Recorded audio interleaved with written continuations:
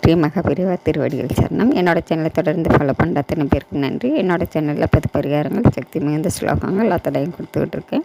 உங்களுக்கு ரொம்ப உபயோகமாக இருக்கும் நான் நம்புகிறேன். நாம் இந்த பதிவில் பார்க்க போகிறது, அதாவது உடல்நிலை சரியில்லாமல் மருந்து மாத்திரைகளோடையே வாழ்ந்துக்கிட்டு இருக்கிறோம். என்னுடைய காலம் இப்படியே போயிடுமா அப்படின்னு சொல்லி ரொம்ப மனசு வருத்தப்பட்டு வாழ்ந்துட்டு இருக்கிறவங்க யாராக இருந்தாலும் சரிங்க. இன்றைய காலகட்டத்தில் பார்த்திங்கன்னா வயதானவர்கள் மருந்து சாப்பிட்றது கூட இயற்கையான விஷயம். சின்ன வயதில் இருக்கிறவங்க கூட இன்றைக்கி மருந்து தான் வாழ்க்கை அப்படிங்கிற அளவுக்கு ஆகிப்போச்சு.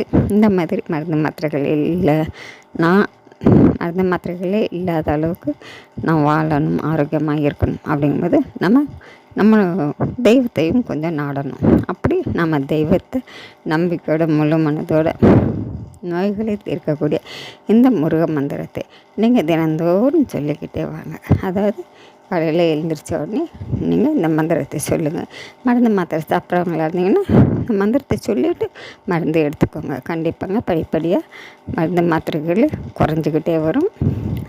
மாத்திரைகள் இல்லாத அளவுக்கு நீங்கள் வாழ்வீங்க. கண்டிப்பாங்க எப்படியாப்பட்ட நோயாக இருந்தாலும் சரிங்க, படுத்த படுக்கையில் இருக்கிறவங்க கூடங்க இந்த மந்திரத்தை சொல்லிக்கிட்டே இருங்கங்க. கண்டிப்பாங்க எப்படியாப்பட்ட நோயையும் தீர்த்து வைக்கக்கூடிய முருகப்பெருமான் அவங்க கூடவே இருந்து உங்களுக்கு அனுக்கிரகம் பண்ணுவாங்க. அந்த ஒரு வரி முருக மந்திரம்: எல்லா பிணியும் என்றனை கண்டால் நெல்லாதோட நீ என கருள்வாய் முருகா.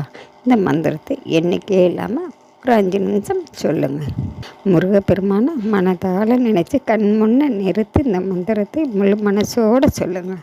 அதிசக்தி வாய்ந்த இந்த மந்திரத்தை சொல்ல சொல்ல சொல்ல கண்டிப்பாங்க நீங்கள் எப்படியாப்பட்ட நோயாக இருந்தாலும் சரிங்க, மருத்துவரே கைவிட்டிருந்தாலும் சரிங்க, கண்டிப்பாக அந்த மந்திரம் உங்களை காப்பாற்றும். நம்பிக்கையோடு சொல்லுங்கள். நம்ம அடுத்த பதிவில் பார்க்கலாம்.